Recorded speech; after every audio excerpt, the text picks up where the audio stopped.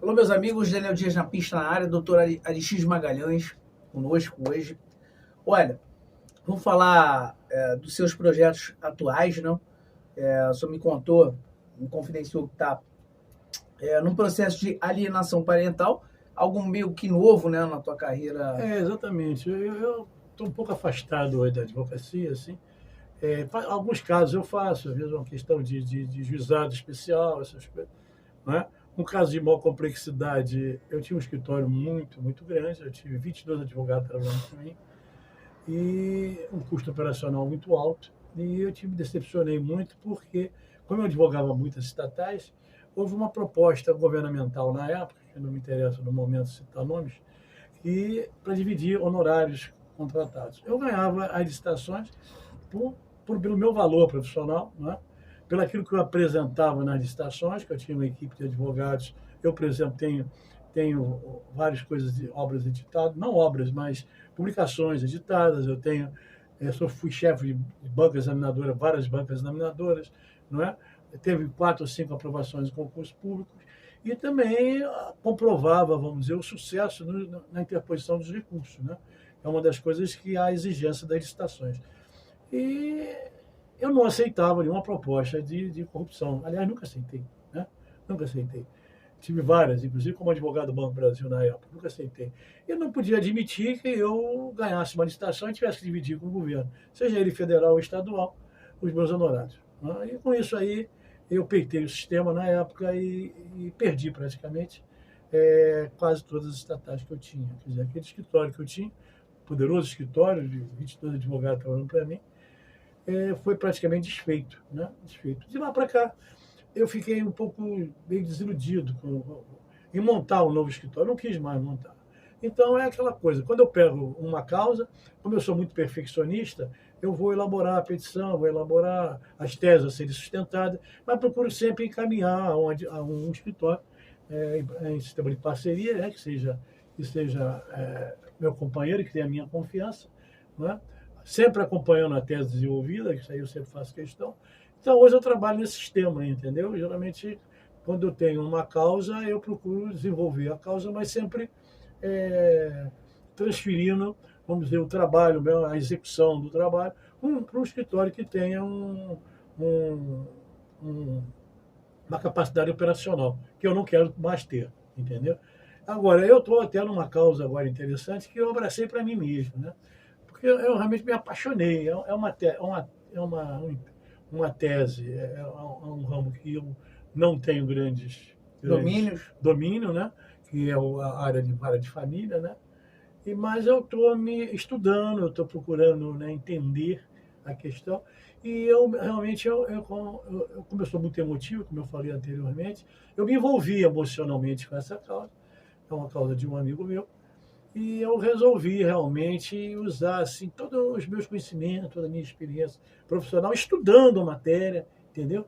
Procurando estudar, procurando saber opiniões dos doutos, né, dos experts no assunto. E estou gostando, né? Estou gostando porque eu estou fazendo um trabalho nesse processo, aquele trabalho que eu gosto de fazer, né? Aquele trabalho minucioso, quase que artesanal, né? Eu não tenho condições de fazer um trabalho desse em todos os processos, não há como, né? Mas não sei, esse processo eu me apaixonei, eu tive até um envolvimento emocional, considerando o grau de amizade que eu tenho pelo autor da ação, e a matéria é essa, a alienação parental, né? Então, o que é alienação parental? Muitos não desconhecem, né?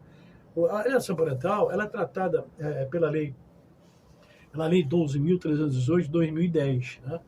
E ela foi modificada agora recentemente, no governo Bolsonaro, pela Lei 13.431 pela Lei 14.340 de 2020, né? Então, de 8 de maio de 2020, né? Lei 4.340, de 8 de maio de 2020. Fez algumas modificações na lei anterior, que é de 2010, que é a Lei 12.318 de 2010. Né? Então, a alienação parental, na realidade, o que ela é? Né?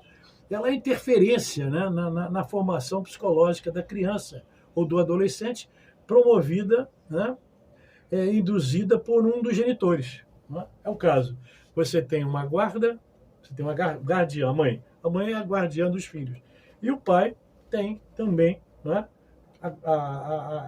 tem o direito de visitar os filhos, aquela coisa toda. E a mãe começa a interferir, né, muitas vezes impedindo a criança, agindo psicologicamente para a criança ter uma certa rejeição do pai.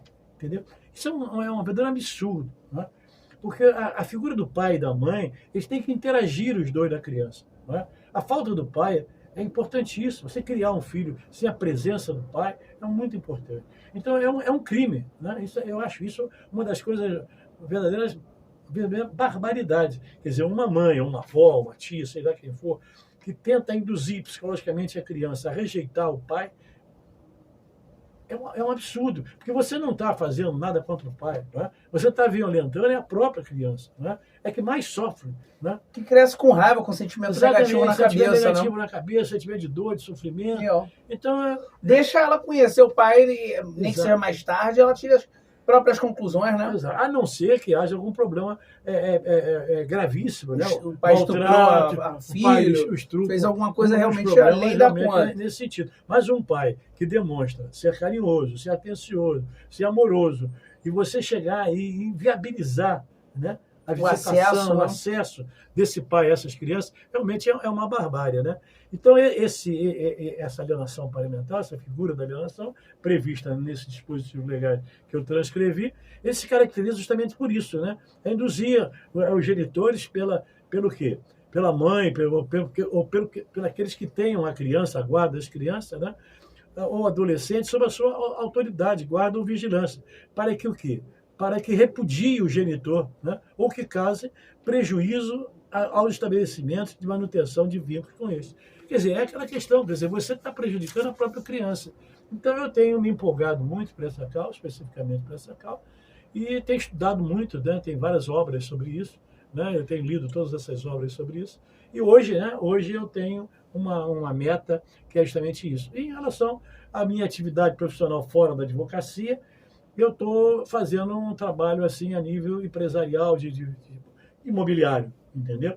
Eu realmente abracei, achei interessante o mercado imobiliário, né? E tenho tentado formar uma equipe, né? Selecionando vários imóveis e tentando também obter sucesso nessa parte de venda imobiliária. Eu tive uma época da minha vida que eu tive trabalhando como vendedor da Forever, uma empresa americana, né? E ali eu me despertei para meu potencial de venda, que eu desconhecia, né? Porque eu sempre achei que eu era talhado para a advocacia e para o magistério, os dois caminhos, né, profissionais que eu sempre segui. E, de repente, eu vejo que existem outros caminhos. Como eu estou muito desgostoso com a advocacia, porque a advocacia de hoje não é mais aquela advocacia, né, que você vê o direito, né, você vê a prevalência do direito. Não, você vê hoje muito interesse em jogo, né, muita politicagem, né? Então, eu tenho sofrido muita decepção com o judiciário, honestamente. Eu não vejo mais aquele amor pelo direito. Eu vejo violações constitucionais quase gritantes, quase que diariamente, e eu estou muito, muito, muito triste mesmo, muito, muito desacreditado, vamos dizer assim. Estou desacreditando no Poder Judiciário, no poder realmente, no direito em si, né?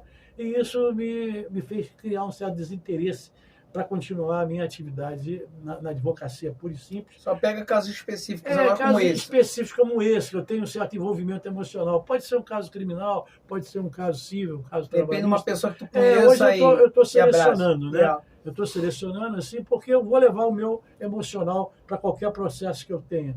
E essa característica que eu tenho de fazer as coisas com certo perfeccionismo.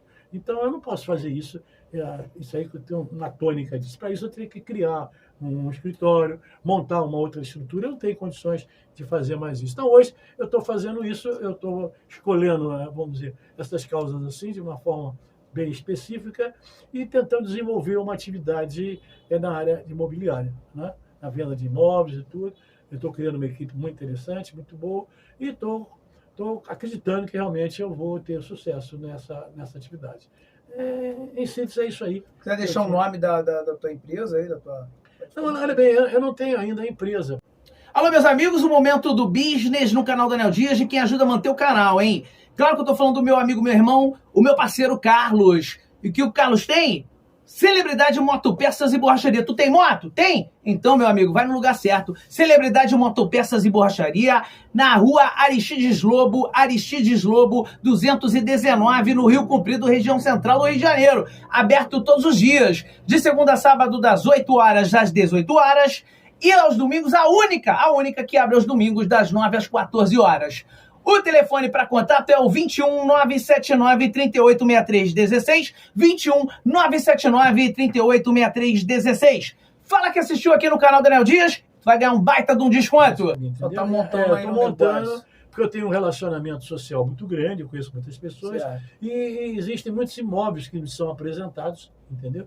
Então, enquanto eu não crio praticamente a empresa, eu estou esperando realmente para criar a empresa. Quando tiver condições para criar a empresa, eu vou criar. Enquanto eu não crio a empresa, o que eu faço? Eu tenho feito uma espécie de parceria com algumas imobiliárias conceituadas, em que eu tenho uma relação de amizade há algum tempo. Tem, por exemplo, um ex-aluno meu e um ex-estagiário que está criando, já tem uma empresa montada. Nós temos até um almoço agora, semana que vem, para tentar fazer uma parceria com ele, mais ou menos, porque é um parceiro que eu confio, né? É um parceiro que já vem de uma história de vida comigo, né? E eu tenho muito medo, né, de me envolver com qualquer um, né? Claro. Então eu procuro sempre me envolver com quem me dá essa confiança, né? Confiança essa adquirida pela convivência dos anos, né?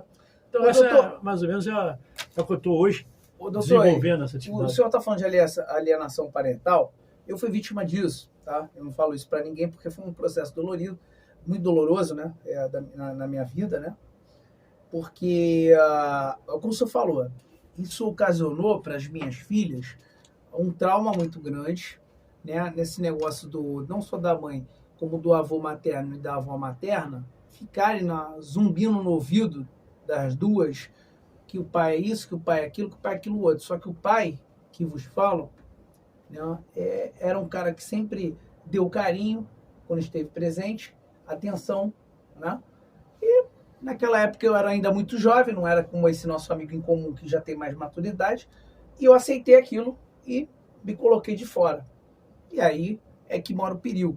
Muitas vezes quando você é jovem, imaturo, você está muito assim, aquém ainda, né, da maturidade, você abre mão dos seus direitos, que foi o que eu fiz. E fui reencontrar minhas filhas muitos anos depois, né? E sempre qualquer briga elas me cobraram isso, né? Porque foram doutrinadas, foi colocado na cabeça delas essas coisas. Isso realmente é uma coisa muito séria, porque cria não só um trauma, como cria uma mágoa, cria uma lacuna muito grande dentro do interior delas. No momento da formação. Da formação, jovem, né? E quando elas vieram para mim, o detalhe é isso, quando elas vieram para mim, uma com 15 e outra com 12, quem levou no ginecologista a primeira vez fui eu, quem levou no dentista a primeira vez fui eu, quem levou para fazer check-up geral a primeira vez, tudo sem dinheiro, tá? Porque existem médicos públicos que fazem esse serviço, então não é o problema de, eu não tinha dinheiro para fazer. Não, eu também não tinha quando me deram, né? Aí eu fiz do mesmo jeito. Então, assim, quem ensinou a fazer comida, a lavar a louça, a estar no mundo, hoje elas moram sozinhas, uma com 22 e a outra com 20, as duas moram juntas, sozinhas, porque eu ensinei que o mundo não era um bicho de sete cabeças, eu encorajei, e hoje elas até viram para mim e falam, né, se não fosse você nesse período, mas mesmo assim, mesmo elas reconhecendo, qualquer briga que a gente tenha, existe sempre o tocar no passado. Por quê? Porque as sequelas, né? Sequelas que a mãe erroneamente faz, que o avô materno, que uma avó materna, que uma tia, que alguém fica fazendo, impregnando na cabeça. Isso é um pecado realmente, isso é uma coisa muito séria, como o doutor estava falando, isso não é certo, tá? Então, de repente, se tu tem aí alguém que tu tá presenciando que aconteça isso, ou na tua família, ou você tá fazendo isso, é tempo de largar essa atitude errada, porque isso não vai prejudicar. O problema dela era comigo, era pessoal dela comigo, de não ter dado certo a nossa relação. E aí, a forma de ferir era jogar as filhas em cima das crianças. Né? Isso é muito comum acontecer. É muito comum acontecer, só não deveria. violentando as próprias filhas. As próprias filhas, né? E minhas filhas, por mais que eu, nas brigas, falasse, olha, realmente eu tive minha parcela, porque eu devia ter batalhado e tudo mais, mas eu era um jovem muito inconsequente, né? Eu tinha 20 anos de idade, né, na época, né, 20 e poucos anos de idade, então eu era muito consequente, eu não era sabedor de tudo que eu ia acarretar lá na frente, né? Mas o que aconteceu, né, que, na realidade, tudo que é briga entre mim e as minhas filhas, acontece que elas viram para mim e sempre falam, mas lá atrás você tal. Independente das coisas boas que eu plantei dos 15 e 12 anos, respectivamente, das duas para cá, né? Mesmo assim, elas reconhecem esse período, mas sempre me jogam na cara aquele período anterior. Então, fica marcado. Fica marcado. Então, isso é muito sério. Eu levo essa coisa pro resto da minha vida. Isso é um desabafo que eu estou fazendo com você que está me ouvindo. E até mesmo para que, se você conheça alguém, aconselhe, fale, não faça isso. Isso é uma coisa muito séria, não é uma coisa boa para se fazer. Doutor, para a gente terminar, tá? Vamos fazer assim um ping-pong rápido? O senhor falou que trabalhou em algumas estatais. Cite algumas das estatais que trabalhou, bem brevemente, bem rápido, só cita. CODET, CONES, SEASA, EMATER, SEDAI, Infraero, Zero Nuclear, Metrô, SEDAI. Bastante. Doutor, me fala aquela curiosidade bem rapidamente, se dá para falar rápido, o senhor fala. Da curiosidade da área trabalhista lá com a jogadora de vôlei do Botafogo. Eu tive um caso interessante. Eu fui advogado da jogadora de vôlei do Botafogo. E quando eu Isso na década de 80, 90? Mais ou menos, quando eu retornei de Goiás. E quando eu estava dando aula, né, na hora da saída das aulas, os professores se reúnem. E uma das professoras abriu a bolsa assim, e caiu uma carteira do Botafogo. E essa professora era uma juíza, inclusive, que presidia uma turma do Tribunal Regional Federal. E eu brincando com ela, falei, você é botafoguense, né? Ela falou, doente. Né? Tudo bem. E, coincidentemente, passado uns 6 meses, mais ou menos, eu tive uma sustentação, eu tive uma pauta, né, de um julgamento em que eu era o patrono de umas jogadoras do Botafogo. E quem era a relatora do processo era exatamente a minha ilustre colega de magistério, que era apaixonada pelo Botafogo. E eu fiquei numa dúvida, meu Deus, o que eu faço? Arguo a suspeição dela ou não? E eu tinha um carinho por ela muito grande, né? Aí eu tomei coragem, fui lá da tribuna, pedi a palavra e disse, olha, Excelência, eu tenho por Vossa Excelência um profundo respeito, uma profunda admiração, mas eu gostaria de arguir a sua suspeição no julgamento desse processo, tal. Aí ela me queria. Por quê? Fundamenta, doutor, o seu pedido. Eu disse, não, eu estou fazendo essa postulação porque eu tomei conhecimento que Vossa Excelência tem um envolvimento emocional muito grande do Botafogo. E a jogadora queria alguma ação trabalhista contra o Botafogo? Contra o Botafogo, exatamente. Aí, quer dizer, já viu, né? Eu estava com medo, aí eu digo assim. Aí ela virou para mim e disse assim, eu lhe dou 15 minutos para você reconsiderar o seu pedido. Aí eu voltei para lá e fiquei pensando, meu Deus, o que eu faço? Reconsidero, não reconsidero. Aí os meus amigos, rapaz, é bom tu reconsiderar, porque depois ela vai começar a julgar contra você e tudo, vai ficar com raiva de você, não sei o quê. Aí eu peguei, fui lá para a tribuna e reconsiderei. Reconsiderou? E perdi. Perdeu. É isso aí. Quer dizer, se fosse há uns anos atrás, você ia bater o pé. Né? Talvez eu batesse o pé talvez e arguísse a suspeição dela. Mantivesse aí a minha... Pela personalidade que você tinha lá atrás, anterior, mas a vivência vai tornando a gente um pouco mais... Não? Aliás, foi uma grande amiga que eu respeito até hoje. É viva ainda? Não sei, porque eu nunca mais tomei conhecimento dela. Então vamos lá, doutor. Só para terminar aqui, eu tive em frente ao Fórum do Rio de Janeiro recentemente, fiz uma matéria lá com funcionários públicos, né? Fiz propositalmente isso, de frente ao Fórum, chamando-os para que eu entrevistasse a cada um deles, né? Eu, como sou um cara ainda que não sou midiático, não sou conhecido, é muito difícil você atrair uma pessoa para na rua te dar uma entrevista, né? Mas não corre ali, né? Do dia a dia, do trabalho. Mas, enfim, eu sou um cara persistente, abordei mais ou menos de cerca de 50, 60 pessoas, me perguntava primeiro, funcionário público, trabalha no fórum, trabalha algum reparo? Tu for funcionário público e tal, não é no fórum, mas trabalha ali no TJ, trabalha não sei aonde. Quer dizer, então, eu só queria falar com o funcionário público especificamente, para falar de reforma administrativa. Doutor, preste atenção, minha opinião, tá? Eu não sei se o senhor considera a minha opinião válida, mas preste atenção. Eu sou um representante comercial e muitas vezes eu presto o meu serviço, né? E eu sei que se eu não prestar bem meu serviço, não me chamam mais. A mesma coisa o CLT, que estão até querendo acabar agora, né? Esse novo governo está querendo não deixar mais que mandem embora, né? Quem é CLT. um absurdo isso. Que aí as empresas vão sair daqui do Brasil mais ainda, né? Vão falar, pô, não posso demitir mais a pessoa, porque por justa causa é quase que impossível você demitir, tem que ser uma coisa muito grave. Então, sem justa causa, o cara não pode demitir, então ele não vai ter mais abertura de empresa, as empresas vão acabar não contratando mais, né? Vão falir, não vai contratar mais, então é um absurdo. Aliás, desculpa, tá tocando essa, eu prometi pro senhor que eu não ia tocar, mas o que esse desgoverno tá fazendo é um absurdo. Aí o que acontece? Em todos os âmbitos, tá? Não vejo nada positivo nele. Então, vamos lá, reforma administrativa, aí o cara lá, o CLT, ainda tá nessa lei nova, antes dessa lei nova, tomara que não entre, mas vamos lá. O CLT, ele pode ser demitido. E a reforma administrativa, eu perguntei para vários funcionários ali, 8 pessoas pararam para me dar entrevista, porque falaram assim, eu não tenho medo, em primeiro lugar, de te responder nada, porque eu sou um bom funcionário. E eu acredito que existam bons funcionários públicos. Eu não estou generalizando nada nessa vida, eu não generalizo nada. Agora, a gente sabe que não é um folclore, que por haver essa coisa de não ter a demissão, cai numa zona de conforto muito grande. Eu não sou demitido mesmo, vou pôr com a barriga. Né? Pega um atestado, e quem paga somos nós. Então eu fico muito chateado mesmo com tudo isso. O que o senhor acha sobre essa situação da reforma? O senhor acha válido? Eu acho que a reforma administrativa ela tem um lado positivo também, né? Porque o que você vê muitas vezes, como você falou, existem funcionários públicos excelentes, né? Claro. Primorosos, né? Mas tem muitos funcionários públicos que se acomodam, né? Que, como você falou, esse tempo que você usou, se coloca numa posição de conforto, como certo, eu não vou ser demitido mesmo, se eu sou demitido, tem que haver aquele processo administrativo, uma coisa de alta complexidade, tem que ser uma coisa muito grave, e não exerce a atividade laborativa com eficiência, não é? Com zelo profissional. Eu acho que o funcionário público, como ele é pago pelo governo, é pago pelo povo praticamente, ele tem que ter uma coisa primordial, que é o zelo profissional, o cuidado profissional, a dedicação. E você vê realmente muitas pessoas que se acomodam, entendeu? Displicentes, não é? Ociosas, entendeu? E a máquina não funciona. O que funciona a máquina é o quê? É a atividade mesmo, aquela vontade de você trabalhar, de você vencer, de você lutar. E para que você tenha essa vontade, ou você tem que ter uma vantagem financeira, ou você tem que ter critérios rigorosos para que você exerça a sua profissão dentro de quê? Dentro de uma cautela, dentro do zelo profissional.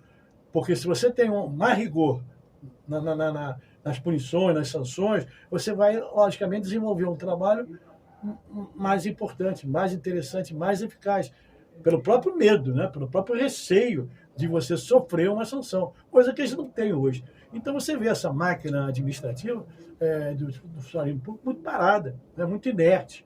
Né? Então eu acho que a reforma administrativa ela tem um ponto positivo muito interessante. Seria mais saudável, mais né? Saudável, acho que é mais saudável. E vamos ter trabalho melhor, como é que eu posso falar? Melhor... um aprimoramento. Um aprimoramento, né? Um trabalho melhor entregue, né? Melhor entregue, exatamente. Mas vamos lá, última pergunta. Reforma tributária, né? A Noruega é o país recordista em tributos, 75%, se não me falha a memória, né? Só que entrega muito, né? A Dinamarca, enquanto tu estuda, ela te dá R$1.000, digamos R$1.000, né? Convertido para real, para você estudar gratuitamente, porque lá as faculdades são públicas e são muito boas, e ainda te dão R$1.000 para você ter uma condição de se sustentar enquanto você faz sua faculdade, né? E os países nórdicos em si são os países considerados com melhor qualidade de vida, em contrapartida com o maior número de suicídios também, né? Porque falam que pela falta do sol, né, a pessoa acaba se suicidando, entre outros fatores. Mas aqui o Brasil está entre os 30 países que mais arrecadam tributos, não? E aí estão querendo fazer que chegue mais, né? Mais e mais tributos sem parar, né? Como é que o senhor vê aí essa reforma tributária é necessária? Eu acho que nesse governo realmente não vai acontecer nunca, mas a reforma tributária aqui no Brasil, porque é um país que cobra tanto, mas não entrega nada. Eu acho que a reforma tributária é importante. Agora, depende da maneira como ela vai ser feita, né? Eu acho que ela tem que ser feita de uma forma bem criteriosa, né? Aí tem que ver quais são os homens, né, que vão comandar essa reforma tributária, né? Porque eu acho que para fazer uma reforma tributária tem que ser feita de uma forma, quer dizer, de elementos extremamente capazes, né? Coisa que eu não vejo hoje, né? Mas eu acho que se tiver uma equipe realmente capaz e criteriosa para fazer a reforma tributária, eu acho importantíssimo, né? Importantíssimo que se faz. E eu questiono muito, né, isso que você falou sobre os países nórdicos, né? É porque, né, um país que não tem problema nenhum, por que tanta morte, tanto suicídio, né? Talvez por isso mesmo, né? Porque eu acho que falta muito neles, não é nem essa questão do sol. O sol também é importante, né? Eu acho que é a questão do amor, né? Muito frio, Porque, né? porque o amor é uma coisa muito importante na vida, né? A relação homem e mulher tem que ter amor, né? Amor para você sublimar aquilo que você faz. Quando você entra na matéria, né? Você é um homem ou mulher, se relaciona, conhece hoje, já tem relações sexuais no dia seguinte, quer dizer, sabe? Aí torna uma coisa assim muito mecânica, não é? E fica sem sentimento. E o ser humano sem sentimento é um ser humano vazio, é um sentimento sem conteúdo. Não é? Verdade. É um ser humano que perde a vontade de viver. E o que dá vontade de viver, o que entusiasma viver, é você amar alguém. A Né? conquista. A conquista, o amor, aquela coisa gostosa do namoro, do desenvolvimento da relação homem-mulher, e não aquela coisa fria do sexo. Tá? Hoje eu vou para a noite para arrumar uma, amanhã eu vou para a noite e arrumo outra. Arruma outra, assim, cada dia é uma diferente, e pega, já conhece, já namora, já está tendo relações sexuais. Realmente, eu acho que esse lado é muito negativo nos países nórdicos, né? Mas nem tudo é perfeito. Nem tudo é perfeito, né, meu amigo? Foi Doutor, prazer mesmo tê-lo conosco aqui no canal Daniel Dias. Uma outra oportunidade a gente vai voltar a falar, tá certo? Obrigado. Abração aí também pro Antônio Gaspar. Tu vai conseguir, viu, Antônio? Tu sabe o quê? Doutor Aristides Magalhães, canal Daniel Dias. Vou fazer uma breve oração só para terminar aqui. Vamos sim. Para você se proteger, meu amigo. Salmo 121 agora. Eleva os meus olhos para os montes, de onde virá o meu socorro. O meu socorro vem do meu Senhor, que fez os céus e a terra. Não deixará vacilar o teu pé. Aquele que te guarda não tosquenejará. Eis que não tosquenejará e nem dormirá o guarda de Israel. O Senhor é quem te guarda. O Senhor é a tua sombra à tua direita. O sol não te molestará de dia e nem a lua de noite. O Senhor te guardará de todo mal. Guardará a tua alma. Guardará a tua entrada, a tua saída, desde agora e para sempre. Amém. Amém. Doutor Aristides Magalhães,